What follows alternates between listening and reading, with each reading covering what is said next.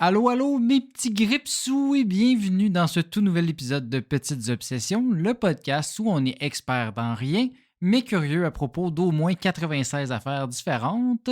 Mon nom est William et je suis accompagné de ma comparse since day one, Hélène. Des grippes-sous. Ben oui, parce que aujourd'hui, on a un épisode qui parle un peu d'économie. Mais tu veux pas dire des picsous? Non, les deux, ça existe. Grippes-sous, Ah c'est un peu comme Séraphin. Hein. Ah, je connaissais pas ça. Tu Ah! m'apprends quelque chose? En introduction, avant même le générique. Ben oui, ben c'est ça. Ben on est là pour ça, apprendre des affaires. Effectivement. Mais comment ça va? Ça va bien, toi? Ça va, ça va. Fait que, épisode d'économie et marketing. On te retourne un peu à l'université aujourd'hui. Là. Ouais, c'est vrai. Mais on fait l'inverse, en fait. Parce que toi, t'as étudié en administration. Bon, Ouais. t'as pas étudié en économie, mais t'as commencé Ben, j'ai en eu des cours comptabilité. d'économie, là, oui. Puis moi, j'ai étudié en communication marketing. Oui. Sauf que là, on switch Oui. aujourd'hui. Tu parles de quoi? Je vais parler de modèle économique alternatif au capitalisme Ok, traditionnel. oui, là, parce que j'allais dire, sinon, on reste quand même dans le standard. Mais en même temps, moi aussi, semi-standard, parce que je vais parler des marques de distributeurs ou les marques maison, là. Oh, Un peu intéressant. les origines de tout ça. C'est-tu de la qualité? C'est quoi tout ça? Donc Hâte de voilà, voir. on met la piste comme ça et on laisse le générique partir avant que tu puisses nous parler de ton sujet. Ouais.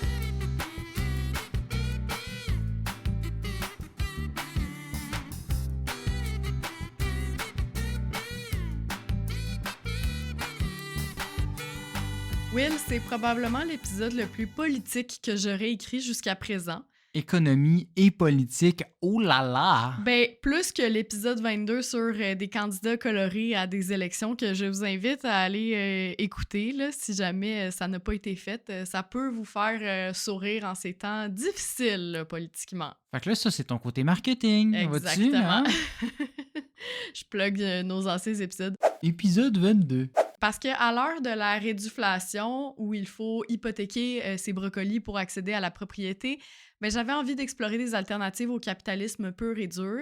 Oui, il y a certains modèles dont je vais parler qui impliquent de l'argent tel qu'on le connaît, mais il y a tout le temps une petite twist derrière. D'accord. Avant, par contre, est-ce que tu as une idée justement de quand l'argent est apparu dans nos poches et craque de divan? C'est quand même assez récent, je pense, dans l'histoire, malgré tout. En même temps, l'argent, ben, c'est papier, oui, mais la monnaie, ça date probablement encore de nos bons amis les Égyptiens. Là. Pas tout Pas à fait. encore, OK. Pas tout à fait. Ben, évidemment, on a d'abord eu le truc là, sur lequel on va revenir Oui. tout à l'heure. Mais par définition, la monnaie, c'est une pièce de métal qui est frappée par l'autorité souveraine pour servir aux échanges. Mhm. Mais avant d'avoir des 25 cents avec le profil de la reine, on a d'abord utilisé des coquillages. Un profil du roi, excusez. Oui, le profil du roi maintenant, là, mais bon. Ou encore du sel, un élément précieux notamment pour la conservation de la nourriture. OK. Puis on l'utilisait pour rémunérer les fonctionnaires et les soldats. C'est d'ailleurs du latin salarium, donc sel, que vient le mot salaire. C'est bien nice. À vous, hein? Oui, tu sais que moi, j'aime ça l'étymologie, fait que... Ben oui. Nice. Éventuellement, ben, on a intégré les métaux précieux comme l'argent et l'or aux transactions. Mais c'est qu'à partir du 7e siècle que les premières pièces de monnaie sont frappées en Lydie, OK. une ancienne contrée d'Asie mineure au niveau de l'ouest de la Turquie actuelle. À l'époque, il y a différents ateliers qui se sont affairés à créer des pièces de monnaie en y apposant leur nom. Fait qu'en quelque sorte, on pourrait dire qu'il y avait plusieurs marques de monnaie, là, si ça fait du sens. Ouais, c'est ça, dans le fond, tout le monde se faisait la compétition. C'est comme, c'est moi la meilleure monnaie. Là. Exactement. Encore, Puis c'est là, un peu ça aujourd'hui. Là, oui. mais- Puis là, l'idée, elle a gagné en popularité au sein du royaume de Lydie. D'ailleurs, est-ce que tu aurais une idée de qui était le monarque de ce fameux royaume? Alexandre le Grand, c'est tout le temps lui. Non, c'était le roi Crésus. Ah! Hey, mon Dieu, le nombre de liens qu'on fait. À vous, hein? Oui. Cet épisode-là, là, je me sens tellement plus intelligente depuis que je l'ai écrit. Une chance, t'es là, parce que ça sera pas de même dans ma partie. Crésus, oui, c'est ça. Crésus qui a littéralement construit sa fortune grâce à l'argent, hein, d'où l'expression « être riche comme Crésus », vous l'aurez compris.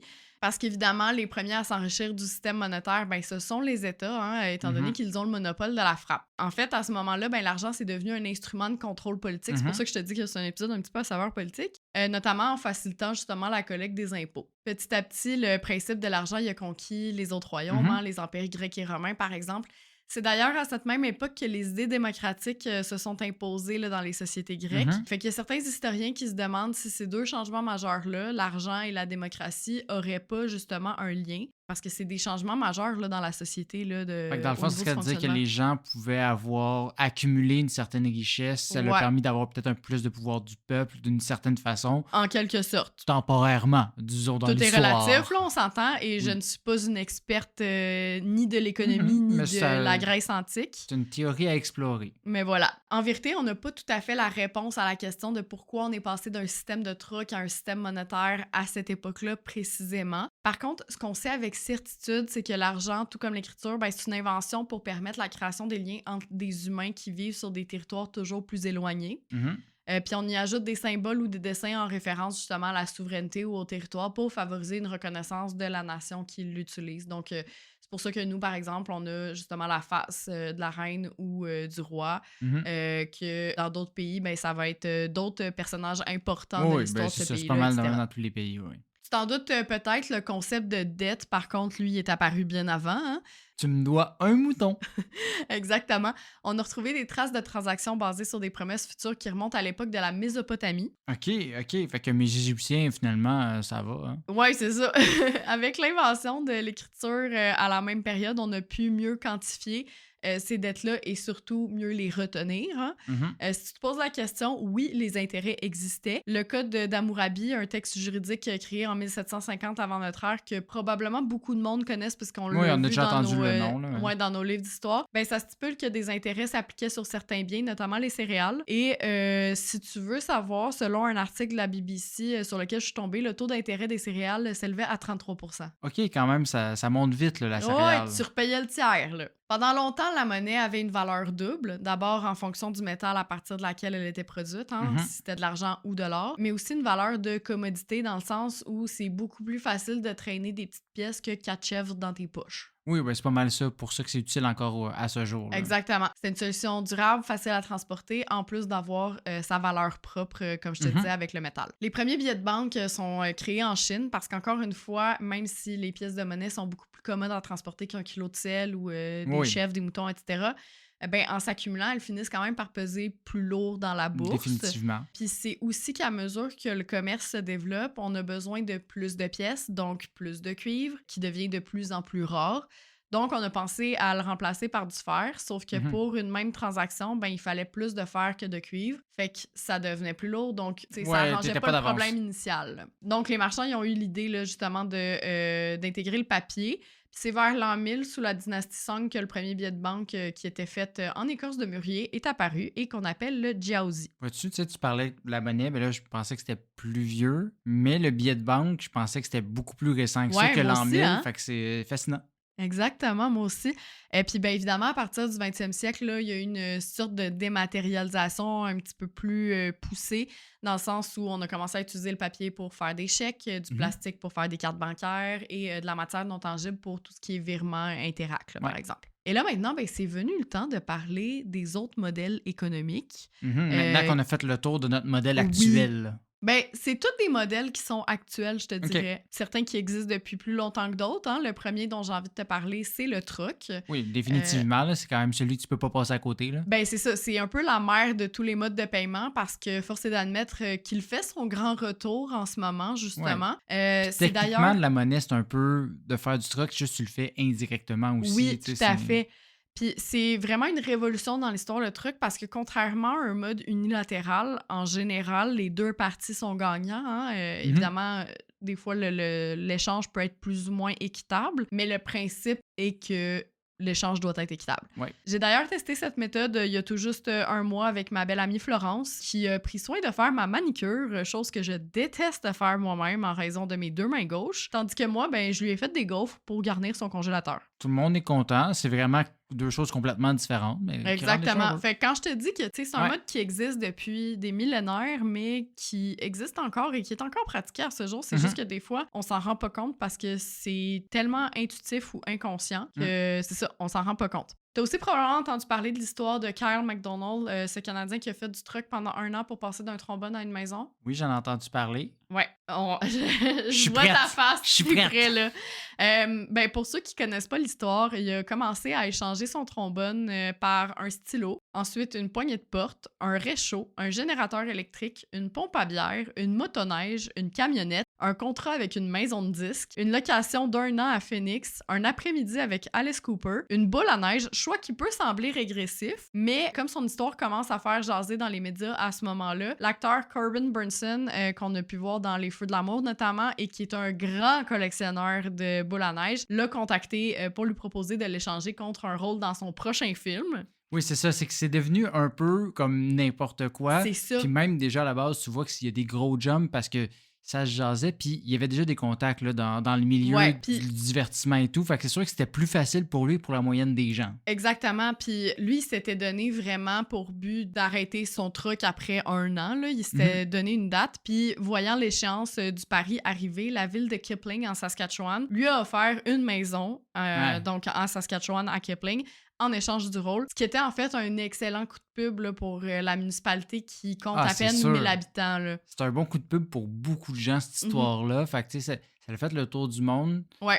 Ça montre que, oui, c'est vrai, l'importance de faire du truck, mais ça, la c'est limite... un peu arrangé avec le gars des vues. Pas mal, oui. Ouais. Il y a d'autres personnes là, qui ont tenté l'expérience, évidemment, mais la plupart n'ont pas abouti, ou du moins, ça n'a pas généré justement des résultats aussi autant impressionnants que d'avoir une maison. Là. Puis même si c'est une belle option qui a été utilisée depuis des siècles, force est d'admettre qu'on pourrait difficilement retourner à une économie basée uniquement sur le truck. D'abord parce que ça implique de trouver quelqu'un qui a un besoin réciproque immédiat. C'est-à-dire que la personne avec qui tu fais du truck doit forcément être intéressée par l'échange proposé. Problème qu'on n'a pas avec l'argent, étant donné que la plupart du monde veut toujours en faire plus. Hein?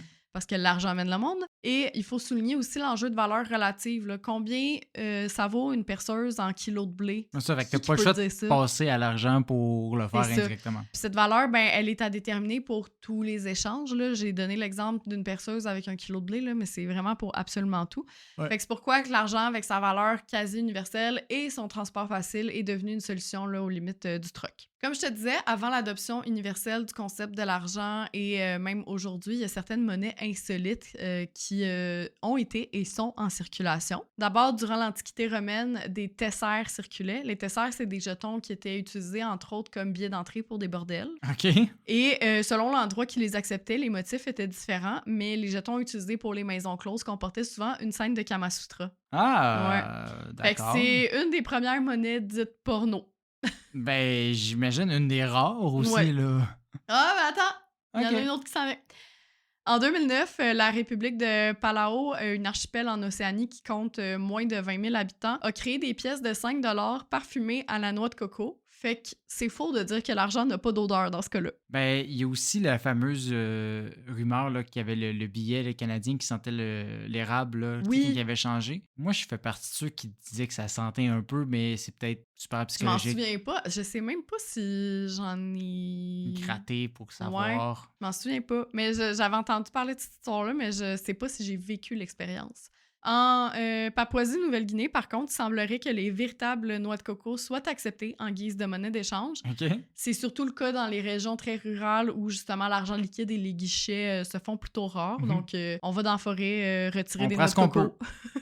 La biométrie aussi a fait son entrée dans le monde des méthodes de paiement. Hein, il y a quelques temps, entre autres, on peut maintenant payer avec notre empreinte digitale sur un appareil mobile ou un ordinateur. Oui, mais au final, c'est relié avec l'argent. Là. C'est relié avec ton compte bancaire, évidemment. Mais cette technologie-là va beaucoup plus loin parce qu'en 2017, la compagnie de terminaux Alipay a lancé en Chine le programme Smile to Pay. Donc, autrement dit, tu fournissais une photo de ton visage que tu associes à ton compte bancaire.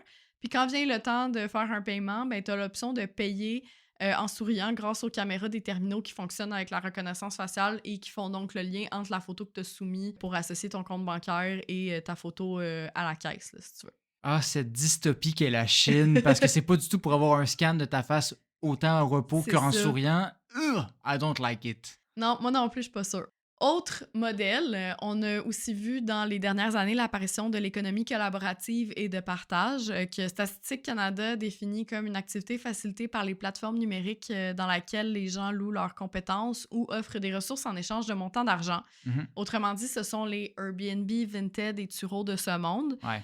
Là, tu vas me dire qu'il y a beaucoup de gens qui s'enrichissent avec des plateformes comme Airbnb, qu'il faut payer avec de l'argent, que ça crée d'autres problèmes comme une crise du logement.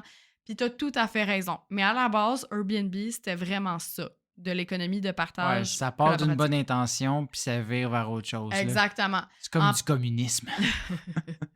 En principe, l'économie collaborative et de partage, ça tend à s'éloigner du capitalisme. On loue ou on emprunte plutôt que de devenir propriétaire. On maximise l'utilisation d'un bien. On coupe dans les intermédiaires en mettant en relation directe le fournisseur et le consommateur. Fait que dans un sens, ça peut avoir un impact considérablement positif sur l'environnement et Ouais. ça juste en prenant en compte la réduction des ressources utilisées. En théorie. Oui, en théorie. C'est sûr que quand on parle de plateformes d'économie collaborative, on pense surtout à de l'hébergement et du transport, mais il y a des nouvelles formes qui sont apparues, notamment les Ghost Kitchen, Mhm. donc la location de cuisine partagée entre des restaurants pour faire uniquement de la livraison. Ça peut être une option intéressante pour les restaurateurs qui sont pas en mesure de tenir une salle à manger et d'économiser parce que eux aussi vivent les contre-coups de l'inflation, on se le cachera pas. Mhm. Mais ce concept-là aussi, il n'est pas sans limite. Ça a un impact sur l'expérience client parce que plus il y a de cuisine fantôme, moins il y a de restaurants traditionnels avec salle à manger. Ça peut aussi donner aux consommateurs une fausse impression de choix parce qu'au final, même s'il y a 4 concepts de restaurants dans une même cuisine, c'est les mêmes employés qui utilisent les mêmes ingrédients, des mêmes fournisseurs, etc. Puis ça peut aussi, sur les plateformes style Uber Eats, ensevelir puis cacher les autres vrais Oui. restos. Fait que là, tu penses commander à 15 places différentes puis tu verras pas le vrai resto ou quoi que ce soit. Exactement. Fait que comme je te dis, tout ça à la base, ça a été créé sur les principes de l'économie collaborative. Est-ce que c'est encore le cas aujourd'hui? J'ai l'impression que Ouais. le capitalisme les a rattrapés. Ceci dit, il y a une initiative québécoise dont j'ai envie de te parler, que tu connais peut-être, qui s'appelle le Partage Club. Et ça, là, c'est vraiment une initiative d'économie de partage, là, ça le dit dans le mot. Ouais. Je sais pas si tu connais. Non, je connais pas. C'est une organisation qui se décrit comme une plateforme permettant de faciliter le prêt de biens entre voisins de manière illimitée, sécuritaire et positive. Donc, autrement dit, tu payes un abonnement là, pour l'année. Puis, plutôt que d'aller t'acheter la drill dont tu as besoin pour visser tes 4 tablettes, là, puis que tu vas te servir une ou deux fois dans ta vie, tu pourrais l'emprunter à ton voisin de 2 portes qui en a une puis qui en a pas nécessairement besoin en ce moment.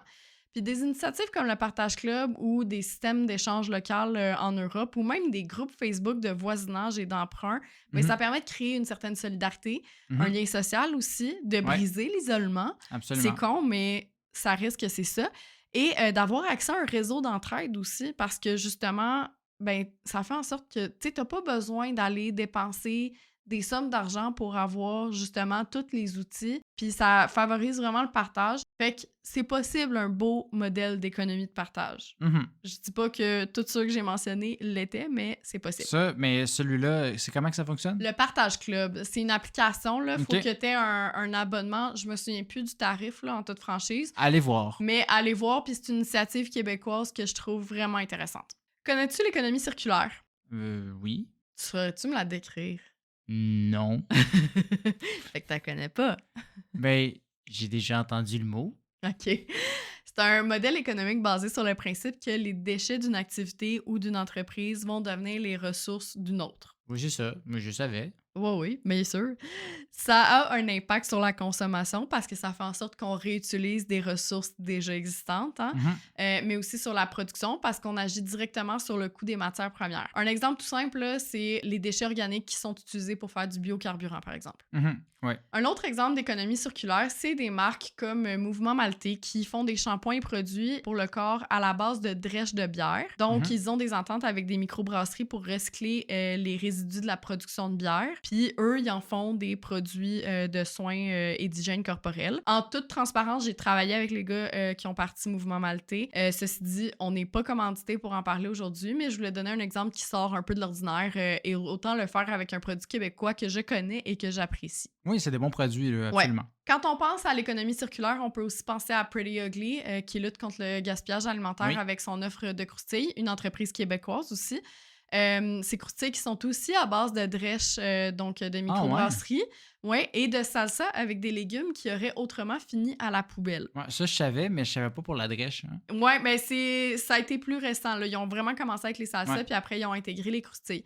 Puis mine de rien, là, en 2023 seulement, ils ont sauvé 220 000 livres de légumes, soit presque Aïe, 100 aïe. tonnes. Puis ça, c'est sans parler qu'ils payent la livre de tomates 3 à 4 fois moins cher, d'après ce qu'ils ont dit en entrevue au Montréal Campus, là, le journal de l'UQAM. Ouais. Fait que ça peut être super rentable, là, l'économie circulaire, justement. Absolument. Mais là, c'est là que tu vois tout le gaspillage alimentaire qu'on fait. Là. Ah, Ugh. complètement.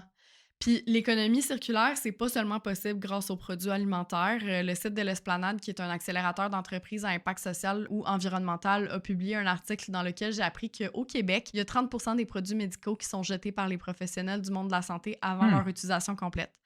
En gros, là, il y a certains produits médicaux qui ont une date d'expiration. Puis là, Ouais. évidemment, je parle pas des médicaments, mais plutôt des seringues, des cathéters, des choses comme ça. Puis il y a une entreprise qui s'appelle Expirlo qui a été créée pour recycler le matériel passé date, OK. mais tout de même scellé, et le réutiliser pour des formations, des simulations. Ben oui, au moins. Fait que, tu sais, de réutiliser, je sais pas, un masque à oxygène, par thermomètre exemple, ou qui est peu importe. périmé, mais pour une formation de secouriste, ben je trouve ça super pertinent. Ben oui. Une autre industrie très polluante, c'est celle du textile. Dans ce même article de l'Esplanade, on apprend qu'au Québec, il y a 78% des textiles, donc 95 kilotonnes, qui sont jetés chaque année. C'est énorme. Aïe, aïe, aïe. Puis ça, c'est au Québec seulement. Ouais. Là, tu vas me dire que la solution, c'est les friperies, sauf qu'avec le manque Non. de ressources, ben elles peuvent pas traiter toute cette quantité de vêtements-là. Hein. Ouais, fait qu'ils envoient dans d'autres pays pour les trier, puis ils ramènent ici. Fait que là, puis ça, c'est ceux qui sont ramenés. C'est ça. Puis là, le Ok. transport, puis C'est tout, ça, là, c'est la pollution absolument, est immense. horrible. Là. C'est là que l'entreprise Unel entre en jeu en proposant des ateliers et des services de revalorisation pour aider les gens à agir face à la pollution textile.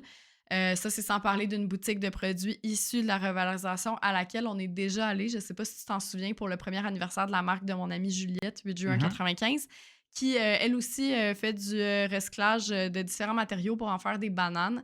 Encore une fois, c'est pas une commandite. Faut juste croire que j'ai pas mal de monde dans mon entourage qui font de l'économie circulaire. Puis je trouve ça vraiment cool de pouvoir leur donner une petite tribune. Là. Fait que autant le partager avec vous. Mais là, tu pensais vraiment que je me souviendrais pas d'avoir été voir le truc de Juliette. En tout cas, Je sais pas, regarde, ça fait longtemps. c'est l'année passée. Sais-tu quel pays a été le premier à légaliser le Bitcoin comme monnaie nationale? Comme monnaie nationale. Ouais. L'Afrique du Sud. Ben. Non, c'est le Salvador. OK, ben, j'ai pensé à Musk, puis vu qu'il est un peu craqué, Oui, voilà, effectivement, je malheureusement. comprends le lien. Je vais pas rentrer dans le détail de comment fonctionne la crypto-monnaie, là, parce que lire un article sur le sujet, c'est susceptible de me donner une migraine.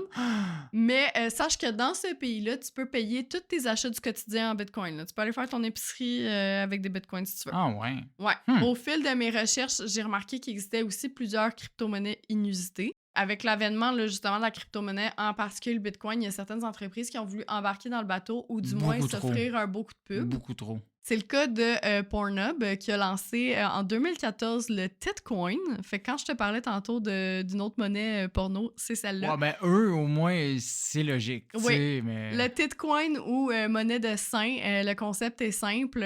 Au moment de l'achat chez un Simple. commerçant partenaire, plutôt que de sortir ta carte, ben tu montres tes seins. Le commerçant doit alors ouvrir son application Titcoin et prendre une photo des seins sans le Non. visage, là, évidemment, un minimum Non. de respect, pour compléter la transaction. Puis les photos des seins sont réutilisées par le site pour générer du contenu. Non. Là, vous voyez pas William, J'ai là, tout, mais là. J'ai tellement tout dans cette histoire-là. Là. Je il pensais se que frotte les yeux tellement Je il est pensais que c'était exaspéré. juste un Bitcoin normal, là, tu sais, mais juste que c'est une image de sein dessinée, mais non. Ben, il y a une Fallait que image ça de soit sein creep, dessinée là. dessus. Mais la plateforme a déclaré que le nombre de Titcoins sur le marché se serait élevé à 69 millions. Hein? 69. Of course. Et qu'une partie des profits serait remise à la recherche sur le cancer pour cultiver un marché en santé. Ouais, mais là, c'est juste comme essayer de bien paraître après avoir été les gros creeps, là, mais bon. Ouais, mais Will, évidemment, ça l'a jamais vu le jour. C'était vraiment juste un coup marketing. Pfiou. Merci. Tu peux respirer. Tu connais le principe de la patate chaude, j'imagine? Oui. Ben, il y a une crypto qui s'appelle la Hot Potato Coin. Autrement dit, une crypto que tu es obligé de revendre dans les 30 jours suivant son acquisition. Sinon, ben, elle s'autodétruit. À quoi ça sert? Ben, ça donne juste lieu à une augmentation constante des prix et beaucoup de spéculation parce que oui, il y a du monde qui a embarqué dans ce jeu-là. Ça sert à rien. J'haïs la crypto. Il existerait aussi le Pizza Coin, le Potcoin ou même le Trump Coin. Bon, Ouais. apparemment, c'est pas Trump qui l'a inventé, là. Ben, je pense que c'est relié à des compagnies Trump, oui. Fait que. Possible. Toutes les crosses possibles sont là avec lui. C'est ça, exactement. Mais cette crypto-là, grosso modo, elle servira à financer les armées américaines et la sécurité des frontières de nos voisins. Right. Puis, ben voilà, j'aurais évidemment pu parler de plein d'autres concepts comme les puces sous-cutanées, le payer ce que vous voulez, les monnaies sociales ou encore d'offrir son temps en échange de biens et de services, mais je crois qu'on serait encore là demain. Fait que c'est le temps de te passer la patate chaude, justement, Will. Ha ha ha! Mais c'était super intéressant, là, même si je me suis fâché sur la crypto-monnaie à la fin. Là. Dans le reste, là, ça allait bien. Là, Je le savais. Tu voulais me craquer avant ma partie. C'est une bonne idée. Parfait. Mais là, tu vas être encore plus aux aguets. Oui, parce que je vais vous parler de quelque chose qui me turlupine depuis, ben, j'oserais dire toujours. C'est-à-dire les marques de distributeurs, ou plus communément appelées les marques maison. Là. Je parle des marques comme Compliment, Sélection, Choix du Président, Kirkland, etc. Là. Ces fameuses marques qui ont on les voit dans toutes les épiceries, là, ben, chacune dans leur épicerie, là, on s'entend. Là. Ils sont toujours moins chers que les autres produits. Ouais, mais sont-elles moins bonnes ou moins de qualité? Mais est-ce qu'ils sont de moins bonne qualité? Puis d'où est-ce qu'ils viennent, ces produits-là, spécifiquement? Ouais. Est-ce que ils viennent tous de la même usine qui fournit toutes les épiceries, etc.? C'était là que je voulais aller. C'était ma quête pour aujourd'hui. Ben, je suis contente que tu fasses ta quête-là. J'ai hâte de comprendre un petit peu plus. Parce que moi, je vous le dis, on achète beaucoup de no-name chez Maxi. Oui, puis on se fait super juger, là. Ben, on se fait super juger, mais moi, le seul produit no-name que je suis pas capable, c'est le fromage à la crème. Je trouve qu'il goûte la plastique. Non, mais c'est possible. Mais tout ça pour dire que, ben, on est rendu au 48e épisode, hein? Oui. Fait que je veux pas commencer à vous mentir aujourd'hui. J'ai pas trouvé tout ce que je voulais savoir aujourd'hui, mais j'ai quand même trouvé des affaires intéressantes. Fait qu'on va voir ce qu'on est capable de savoir. Il y a comme une loi du silence là, sur les no-names. Là. Ben non, mais c'est plus qu'il faudrait que je fasse une étude de marché de genre des centaines de produits. Ben là, ça te tente pas de retourner à l'université faire une petite maîtrise là-dessus? Ben c'est parce qu'au final, j'ai un autre travail, je magasine un condo, j'ai pas le temps. OK. Fait que malgré tout, commençons, puis je vous le dis, il va y avoir des affaires intéressantes dans tout ça. Et ben on va commencer, comme toujours, en reculant dans l'histoire, hein, pour comprendre l'histoire des marques de distributeurs. Parce que bien qu'il y a des magasins qui vendent des produits de leur propre marque, ben ça existe depuis que les magasins, ça existe. Là. On s'entend, là, d'une certaine façon. Mais les supermarchés, ben, ça n'a pas toujours été le cas. On s'entend, une épicerie, c'est des produits de plein d'autres compagnies qui sont mis ensemble. Donc, la première chaîne de supermarchés qui aurait vendu des produits de leur propre marque, ça serait Sainsbury's, qui est la troisième plus grande chaîne là, en Angleterre là, de supermarchés aujourd'hui. Fondée en 1869, Sainsbury's était initialement spécialisé dans des produits laitiers avant d'élargir leur inventaire et de finalement vendre en plus de produits et devenir un supermarché. Ils vendaient-tu du petit Québec? Probablement pas en 1869, non. Et en 1882, c'est là qu'ils ont commencé à vendre leur premier produit de marque maison, du bacon. OK. Donc, du bacon canadien. Exactement. Ils ont passé du lait à du bacon. C'est tout un choix. Oui, mais c'était sous la marque Sainsbury. T'sais, on s'entend, c'est pas comme un nom no-name. Ouais. C'est la chaîne de supermarché français Casino qui a ensuite emboîté le pas en 1901 puis qui s'est mise à vendre, elle aussi, des produits sous sa propre marque Casino. Il y a eu plusieurs autres supermarchés à travers le monde qui auraient par la suite imité la pratique, mais les premiers à offrir des produits sans nom, là, comme pas de marque avec un packaging lettre que le cul, là, ben, ce serait une autre chaîne française, soit Carrefour. Ah oui! Ça a été lancé en 1976. J'essaie de me picture le packaging de Carrefour. Eux, ils s'appellent les produits libres. OK. C'est très blanc. C'est vraiment blanc, très, très, très minimaliste. Puis, ben, ça a rapidement bouleversé le monde des épiceries. Hein. T'es en quelle année, Carrefour? 76. OK. Mais tu vois, c'est ça, là, les Sainsbury puis Casino, on dirait que je pensais pas que c'était aussi lointain que ça, là, les premiers produits qu'ils ont vendus avec leur nom. Ben, tu sais, en même temps, ça a du sens, c'est un magasin, ils peuvent faire leur propre chose. Complètement. Mais vraiment, le truc minimaliste avec plusieurs produits. Ouais. c'est vraiment plus devenu populaire Mais avec je Carrefour. me disais que c'était plus dans les années 60-70, là, justement. Mais surprenant que ça soit français et non, disons, américain, parce que, ben, en fait, ça a Ben, commencé les en Français France. aussi, ils innovent, là. Oui, mais tu sais, des supermarchés, on s'entend des gros magasins comme le Walmart. Great Value, c'était juste en 93.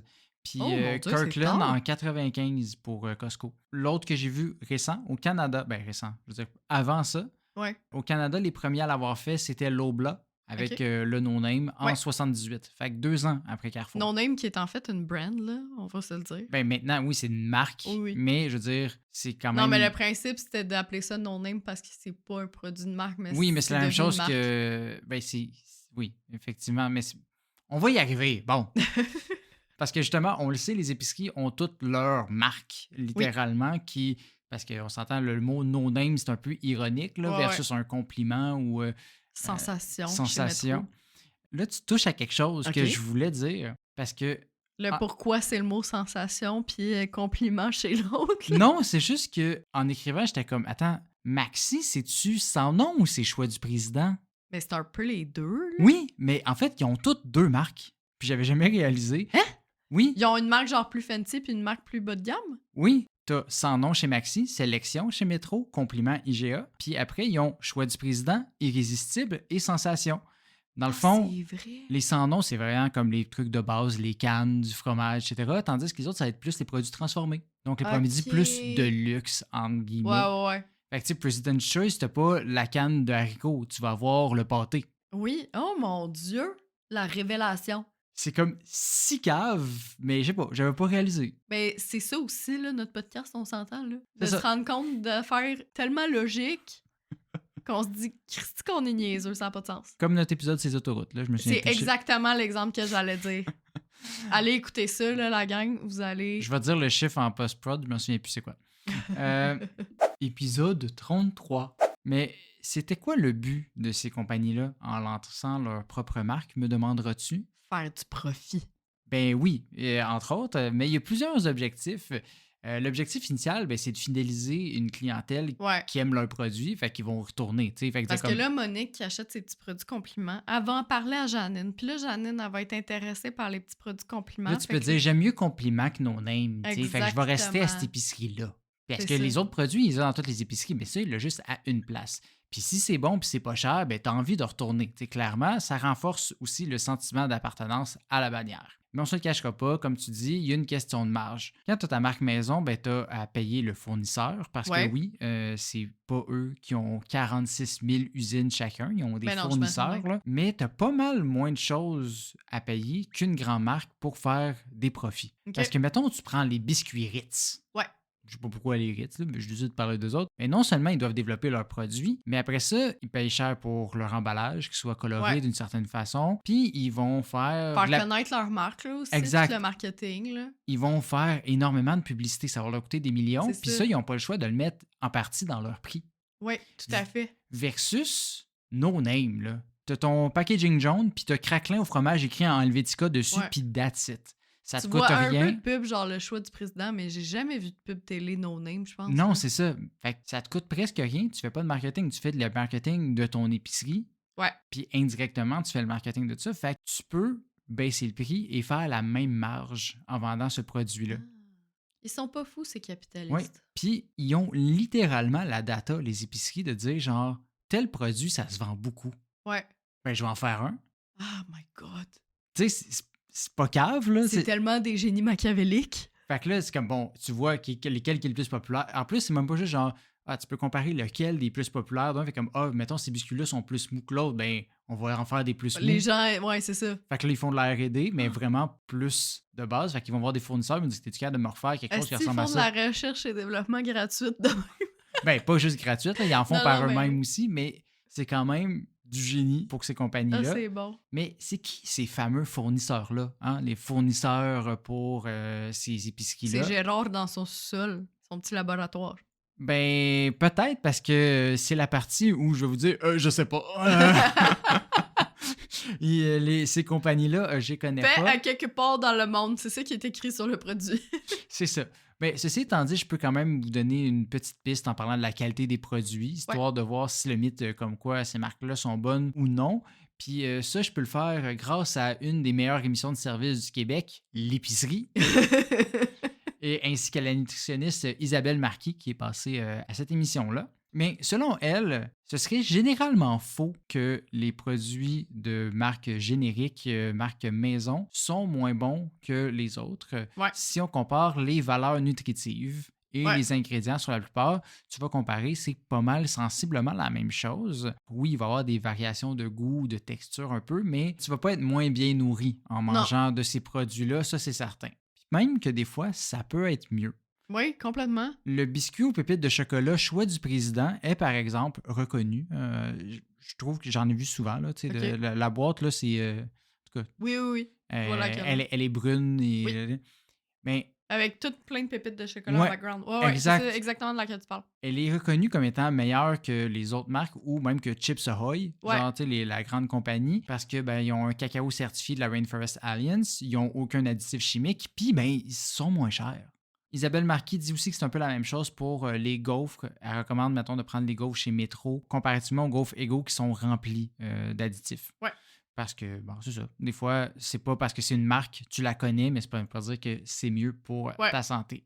Mais même, il y a une trend à un moment donné sur YouTube où il y a beaucoup de YouTubers, puis probablement sur Instagram et TikTok aussi, là, qui testaient genre marque versus sous-marque, puis tout ça pour voir Oui, mais c'est classique. quoi qui est le là, mais meilleur en termes de goût et de texture, pas nécessairement en termes c'est de une valeur question nutritive. Mais tu sais, personnelle aussi, là, mais Ouais, c'est ça. Ou des fois que tu te rends compte que comme crime, c'est le même goût. J'étais sûre que ce que je mangeais là, c'était la marque, puis finalement, non, c'est la sous-marque, puis je Ouais. peux la payer 2 piastres moins cher, tu sais. Exact. Ça, je peux pas vraiment le prouver parce que j'ai pas des exemples pour ça.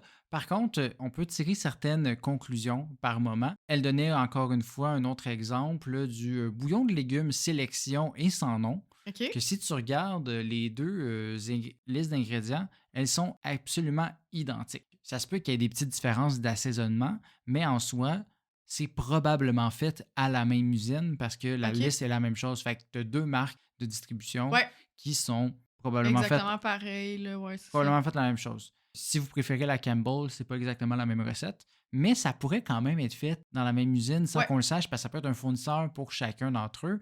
Parce que souvent, c'est des compagnies multinationales, ils font pas leur propre usine, ils vont Complètement. prendre un autre fournisseur. En ayant travaillé chez Limel, je vous garantis que votre poulet que vous mangez à l'épicerie, au Bénin ou au Saint-Hubert, il vient tout de la même place. C'est juste apprêté de façon différente. Tu le sais de source sûre, t'es emballé ces petits poulets-là. Oui, exactement. Puis sinon, c'est pas de la bouffe, mais une des seules affaires que j'ai vues, que j'étais capable de confirmer, c'est que les piles Kirkland chez Costco, Ouais. c'est des Duracell. Voilà, c'est dit. On peut Comment passer t'as à été capable de confirmer ça? J'ai vu ça en ligne, c'est une information qui était partagée. Kirkland, c'est des Duracell. Fait que voilà, vous sauvez de l'argent. C'est juste Wow. qu'ils changent le petit plastique autour. Ça, Ben, pour sauver de l'argent, il faut quand même payer l'abonnement Ouais, au mais Costco, là, on s'entend. Ça, on appelle ça du white label, mais en tout cas, on pourra parler de ça un autre jour. Oui. Puis, ben sinon, il arrive aussi qu'il y a des grandes marques qui se cachent indirectement derrière de plus petites au niveau des ingrédients. OK. Laisse-moi te donner un exemple, puis tu vas mieux comprendre. L'exemple est donné par Rob Terenzi, le cofondateur de Vega Coffee. Tu comprendras, une compagnie qui vend du café. Café, ouais. Hein?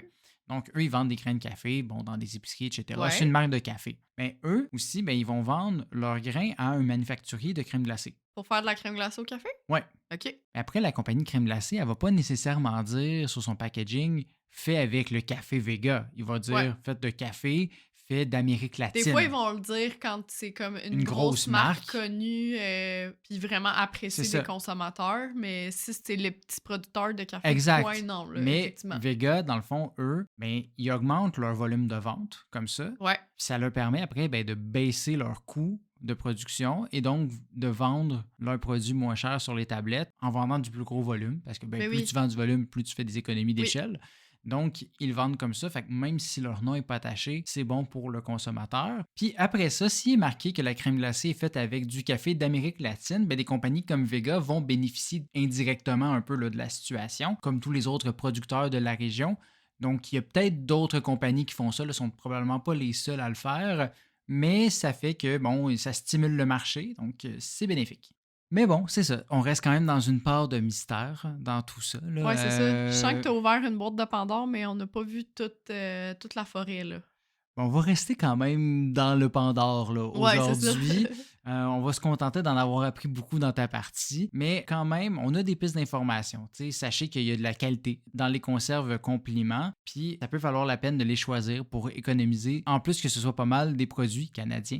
Hein. Complètement. En Mais, ces temps de tarifs douaniers, là, choisissez exact. des produits canadiens autant que possible. Mais parlant de conserves et du Canada, vu que j'ai pas pu vous répondre Tu vas-tu sur... nous parler des conservateurs? Non, t'avais-tu déjà remarqué qu'il y a 3 types de conserves au Canada? 3 types de conserves. Oui, des Genre la conserves... canne de thon, la canne de soupe, la canne de pois? Non, il y a des conserves de catégorie régulière, de choix ou de fantaisie. Ben, voyons. C'est une classification Au définie début, quand par tu disais régulière, j'étais comme... On dirait que tu me parles d'une échelle de menstruation, là. ton cerveau, il est pas là, toi, à soir. J'étais un peu enrhumée, la gang. Ça paraît pas. C'est une classification qui est définie par le règlement sur les produits transformés et qui vise à standardiser la qualité des produits en fonction de critères spécifiques. OK. Fait que ça va toujours être marqué sur le bas à gauche d'une canne. Je l'avais jamais remarqué, puis là, j'étais comme, ben oui, il me semble que c'est évident. Dans les petits caractères ou... Ouais, ben un petit caractère blanc en bas à gauche tout le temps. OK. Puis c'est pas si petit que ça. Moi, Là. on finit l'épisode, puis m'en va chercher une canne, Je sais. là, voir ça, là. Puis attention, si ces conserves sont emballées au Canada, ils seront indiqués Canada de fantaisie ou Canada de choix ou Canada régulier. Canada de fantaisie. Je trouve ça incroyable. Mais s'ils sont importés, là, c'est s'ils sont emballés au Canada. Fait que pas nécessairement produits, pas un produit, mais emballé. Mais si c'est vraiment un produit qui est importé, ça va être marqué juste catégorie de fantaisie ou catégorie de choix. Fait que vraiment, tu remplaces le mot catégorie par Canada quand c'est emballé ici. Fait que ça, c'est pertinent. Mais à quoi ça sert, là, plus spécifiquement, là, ces catégories-là? Bien, à choisir des produits en fonction des préférences en matière de qualité et de prix. Tu pourrais donc, par exemple, tomber sur des tomates en conserve dans les 3 catégories. Donc, si tu tombes Mais sur... celle de fantaisie, c'est celle avec les petites épices italiennes, c'est ça? Entre autres, potentiellement, mais c'est la catégorie supérieure. C'est que tu vas y trouver une tomate bien mûre, d'un rouge uniforme, puis avec une absence de peau, mettons. OK. C'est sur ta tomate en dés, là, pas écrasée. Encore là, même à ça, ça pourrait. Dans une de choix, ben, tu vas avoir un peu plus de tolérance sur la couleur. Fait que tu pourras avoir 2 tomates qui ne sont pas exactement pareilles. Tu pourras avoir quelques défauts, un petit peu de présence de peau. OK. Et la catégorie régulière, c'est pas la catégorie de marde, c'est quand même, ça répond au minimum des normes, mais justement, c'est le minimum des normes. Ouais, c'est ça. Fait que ça sera pas mauvais. Ça allait pas mourir, mais... Ben, ça va pas révolutionner ta vie, là, C'est ça. tu sais.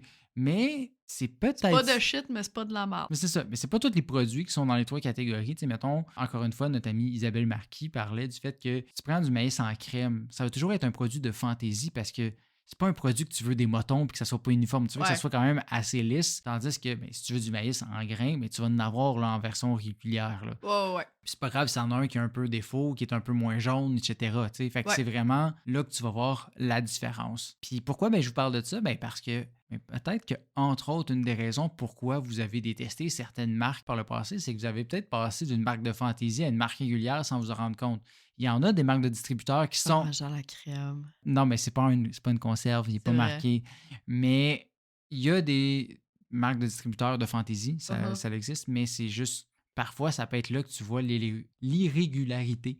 Donc, voilà, je voulais laisser sur cette information. Puis maintenant, ben, peut-être que vous allez avoir un œil plus aguerri quand vous allez magasiner votre prochaine épicerie. Ah, j'ai hâte d'aller à l'épicerie. Pour magasiner tout ça. J'ai tellement hâte de checker des cannes. C'est ça.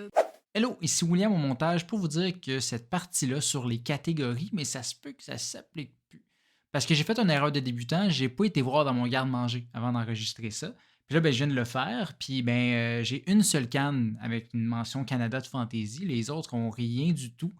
Puis en fait, cette canne-là, elle a expiré en 2023. Bon, vous me direz qu'il faudrait que je fasse plus le ménage. Ça, c'est un autre sujet. Mais c'est ça, les normes, ça évolue énormément en alimentation, donc ça peut avoir changé depuis. Quand je regarde sur le site du gouvernement du Canada, ben, je vois encore les mentions de ces catégories-là, mais ça a été mis à jour en 2023. Est-ce qu'il y a eu d'autres changements depuis? Est-ce qu'ils sont plus obligés de l'afficher sur cette fameuse canne-là, marquée Canada de Fantaisie? Je n'ai pas la mention Produit du Canada, par exemple. Donc, c'est peut-être des changements comme ça. Donc, le jeu, ça va pas être d'aller voir, puis mon Dieu, de découvrir qu'il est marqué Canada de Fantaisie, mais c'est à quel point William a tort quand vous allez aller à l'épicerie. Fait que pas besoin de m'écrire des messages de haine. Je suis au courant que ce que je vous dis, c'est peut-être expiré, tout comme ma canne d'ailleurs. Donc, je m'en excuse. Mais le reste avant, c'est vrai, là. En tout cas, je l'espère. S'il y a quoi que ce soit, écrivez-nous. Hein? On est toujours là, puis on est toujours ouvert. Dommage qu'il y ait une tempête demain. Ça donne un indice. Ouais, ça donne un indice de quand on a enregistré. On est en retard. Mais d'ailleurs, justement, si vous avez aimé cet épisode, on vous invite à nous suivre. Nous, ça nous encourage énormément. Donc, on est sur, évidemment, Spotify, Apple Podcast, YouTube, mais aussi sur les réseaux sociaux, hein, Facebook, Instagram, TikTok, où on publie des capsules de moins d'1 minute. Des fois, des extraits d'épisodes. Des fois, un peu plus d'1 minute. Donc, si vous voulez apprendre plus de choses encore, développer votre culture générale, ben, on vous invite à nous rejoindre sur les réseaux sociaux. On vous attend. Et sinon, ben, on se dit à dans 2 semaines. Bye! Bye!